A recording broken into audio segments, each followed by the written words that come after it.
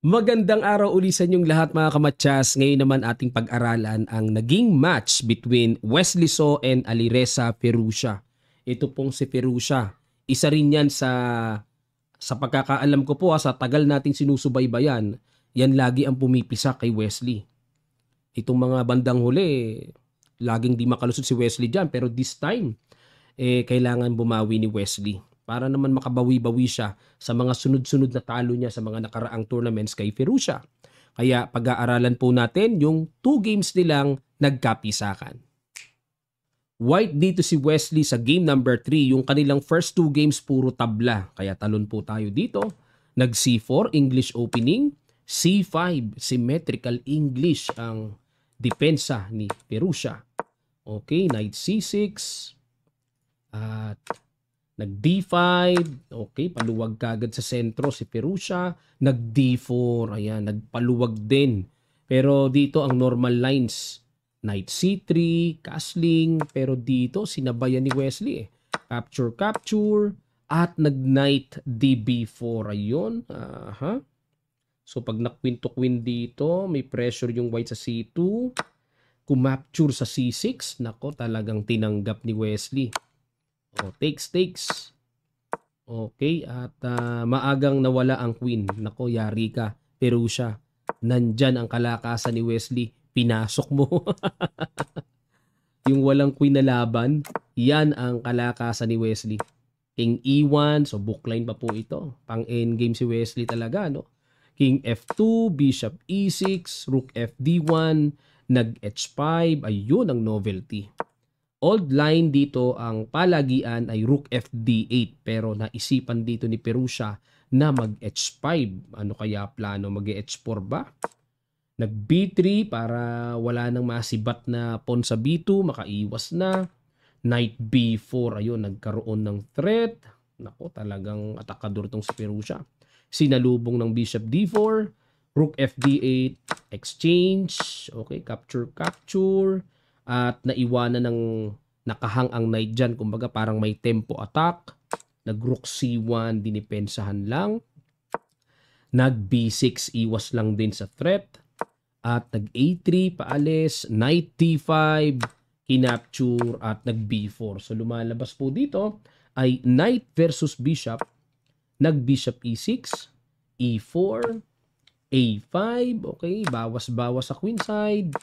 And nag-knight E2. Kumbaga, lubos-lubosin na ang trim. Pagbabawas. Nag-rook B8. Umiwas si Firouzja. Knight D4. Okay. Threat sa bishop. Bishop G4. At nag-king E3. So, safe naman. Wala namang check, ano? And nag-E6. Bakit nag-E6? Kung mag-rook B2, halimbawa, mag-rook C2. Rook B1. Parang mas type ko yan, mga kamatyas, ano? Kung ako black. Parang mas may kalikot ang black. Nakauna pero nag-E6, E5, H4. Pahina lang. Pero kinapture ni Wesley. Tinanggap niya yung sacrifice. Binalikan ng tore. And nag-king F2. Okay. Pag kinapture kasi mayroong king G3. Double attack. Nag-rook B8 ulit. King G3. And nag-bishop H5. Rook C5, ayun na. Nag-A4, Rook C7, ang threat ay Knight takes E6 ang paparating. Nag-King G8, Rook C4, ayun, tiniret. Bishop T1, suporta. And nag-Rook C1, hinabol. Bishop H5, Rook C4, Bishop D1. Okay, dito, tanggap na ni Firouzja. Sige, tabla tayo kung yan ang gusto mo. Pinago ni Wesley. Naramdaman niya na mukhang siya yung nagmamaneho ng posisyon na to at hindi si Firouzja. Chumek, King G3 balik ulit and nag-Rook A2, threat sa pawn. Rook C3, depensa muna. Bishop B3. Pag kinapture po yan, kakapture sa A3, nakapin pa. Kaya nag-Knight B5, depensa, and nag-Bishop D5, nag-H5. Ayan, total, double pawn lang din naman, kaya binigay na ni Wesley, kinapture, and nag-Knight to D6. Ayan, lamang nga lang po dito sa kalikot si Wesley, kasi meron na siyang paparating na Rook C8, then Rook C7. Ayan, paki-imagine po, no? Check, King H3, and nag-Rook P2, check na, Ayan ang mabigat dyan. Check. Okay na, bad move. Hindi nakita dito ni Firouzja ang pangminti na ng kanyang position. King H6. Napakahirap lang pong makita. Mangyari parang ipapakapture lang ang F7 eh. Pag nag-rook takes sabay rook G2 lang. Nako, mahirap makita yung ganyang timpla. Lalim ano? Pero yan ang accurate. Pero nag-rook B3 checking H4, kumapture sa A3 and check.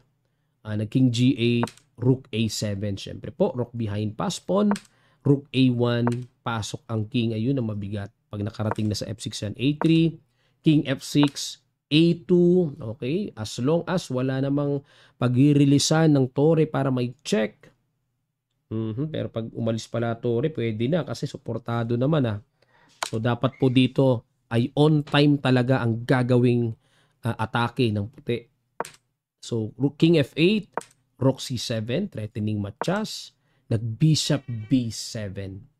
Bakit? Binigay na yung bishop. Kung dito ba pupunta, rook C8, ay oo, may matchas.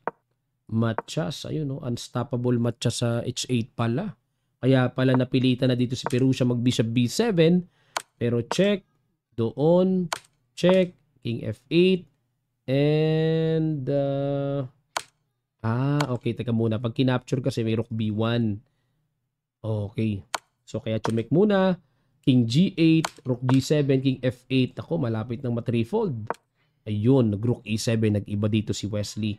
Ang idea is to play rook E8, bishop C6, suporta, rook C7, threatening matchas, bishop B7 ulit, knight na pinang-capture. So this time ay may matchas doon sa C8.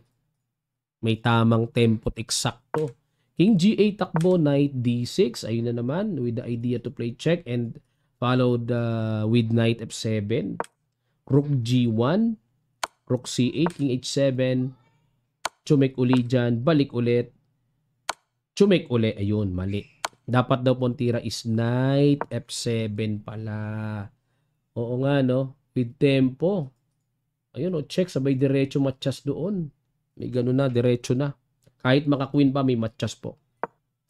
Pero chumek, king H7, rook A8. Okay, so behind, nag-A1. Kasi kung magda-knight F7 dito, may rook G8 na, mga kamatchas. Baka kasi po maisip nyo knight F7 eh. Check muna dito. So, hindi na mag-rook G8. So, pag check, may ganun lang eh. A1 queen na. Okay? So, kaya ginawa dito is rook A8. A1 queen, capture, and king takes E6. Na dito, kahit quality down, tingnan nyo naman po yung very strong connected pass pawns. So dito, naghangad na si Firouzja na makuha agad yung pawn sa H2 para makapanggulo yung kanyang H pass pawn.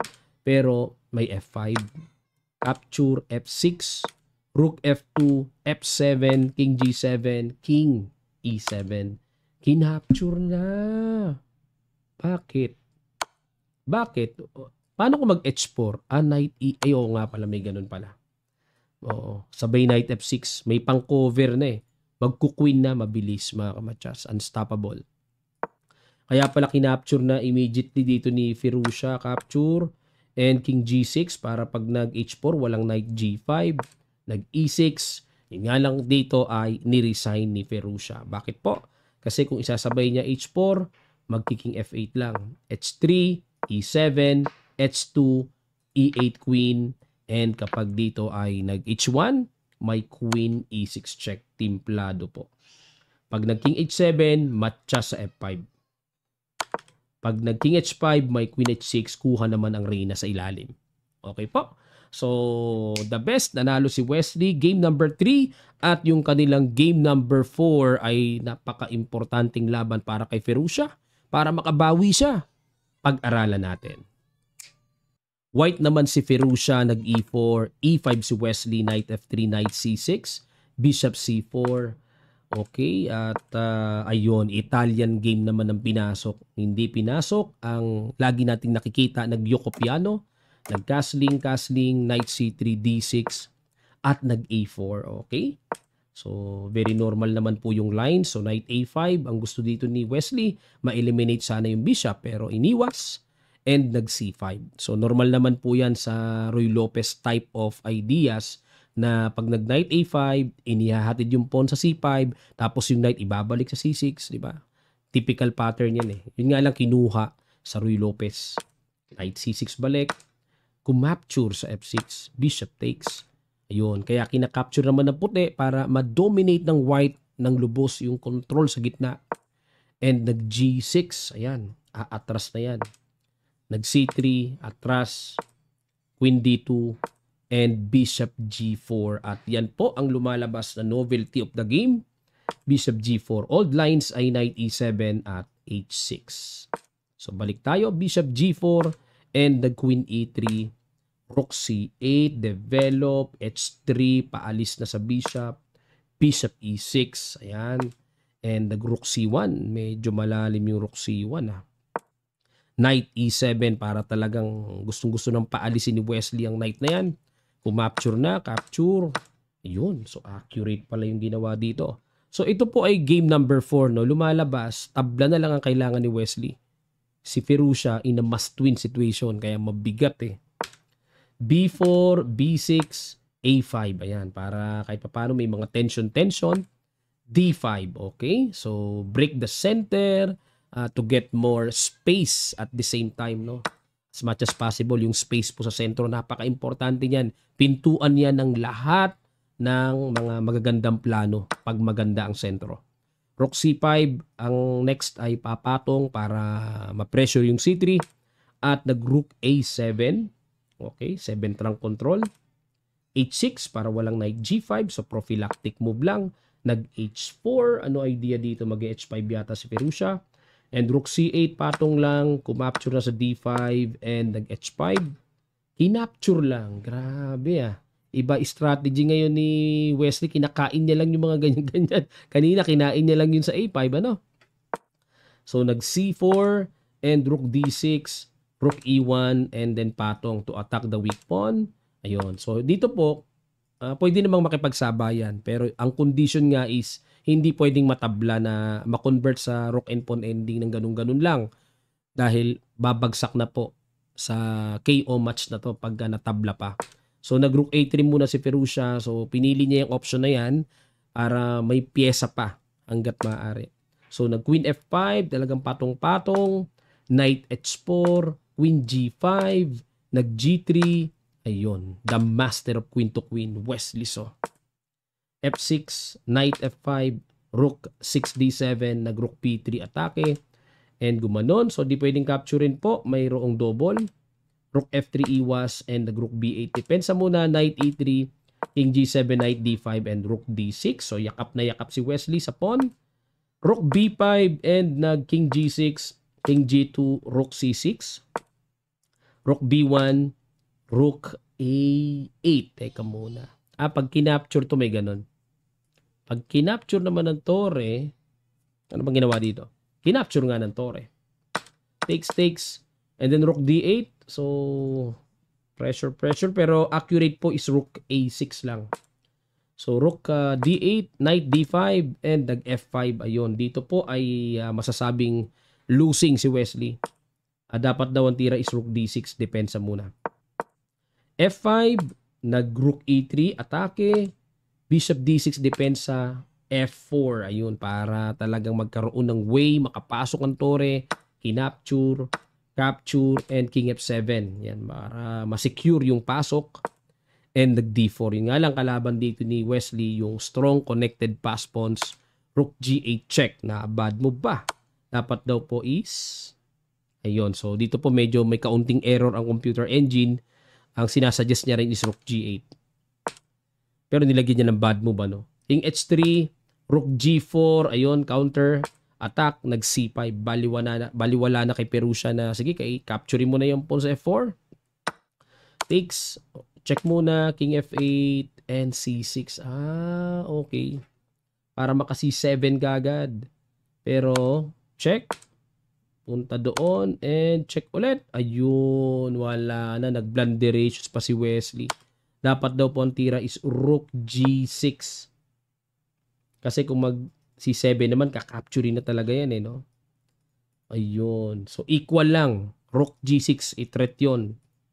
Pero, nag-Rook G4 check, King takes H5, Rook G5 check, ayun, King H4. So, dito po ay matapang na King H6 lang pala ang tira. Na-miss pa ni Firouzja. Wala naman pong sapat na aalisan kasi yung check naman is nakaano eh. Ay, oo nga, no, halimbawa mag-Rook G7 check, may capture eh. Pagka gumanon, may Knight G6. Sakto pa rin pala yun. Oh, sabi King G5. And wins. Kasi pag nag-King D6, anytime naman may ganun eh. Di makapture, makakapromote. Okay, talo ang itim. Pero maswerte pa si Wesley na King H4 dito ang ginawa ni Firouzja. Check, King H3. Check ulit. King H2, ayun, dun pa niya na-realize na ganun. Mali na. Natirahan ng Rook E3 check pero accurate po is Rook G7. Yan ang accurate. Okay, sabay capture dito. Oh. Ano kaibahan nitong check dyan? Kinapture. Ay, oo nga pala. Oo nga. Takes. Ayun. So dito po mga kamatsas, kung tabla lang ang gusto talaga ng puti, madali naman eh. Oh. Capture, and D5, King D6. Tabla lang ito eh. May ganun, no? Tabla lang. So, di rin naman makakapalag yung king dyan kasi malakas din yung gagapang na pass pawns eh. Oh, pero, hindi nga pwedeng tabla eh. So, hanggat maaari, kino-complicate dito ni Firouzja. Rook E4, C7, Rook C4, behind pass pawn, D6, King E8. Ayan, para perfect na mapigilan. Knight D5, dito po ay naubusan ng oras si Firouzja. O pero slightly better na naman na si Wesley dito eh. Accurate play is Rook C2 check, King H3 and King D7. Ayun, kakapture na yung pawn. No? So, dito po ay nanalo si Wesley sa quarterfinal match. Ayan, what a comeback and what a revenge against Firouzja. Lagi siyang talo dyan mga kamatsas. Alam ko, alam nyo rin yan. Kasi nasusubaybayan nyo rin naman yung mga na-upload natin, na-analyze natin ng mga nakaraan, di ba? Okay? So, congratulations kay Wesley So for winning this quarterfinal round. So, ang i-analyze natin sa susunod ay yung semifinal round niya kay Nepo. Yun ang matindihan. And sorry po, no, sa kaka-upload lang natin na Magnus Carlsen and Niemann, quarterfinal lang pala yun. Ayan. Sorry po. Ang iba yung semifinal round ni Magnus kay Jan Krzysztof Duda ang semifinals. So, susunod po nating video ay ang bakbakan between Nepo and Wesley So.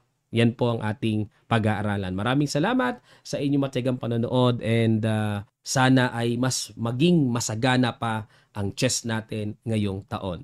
Maraming salamat. Magkita-kita pa tayo sa mga susunod pang chess updates.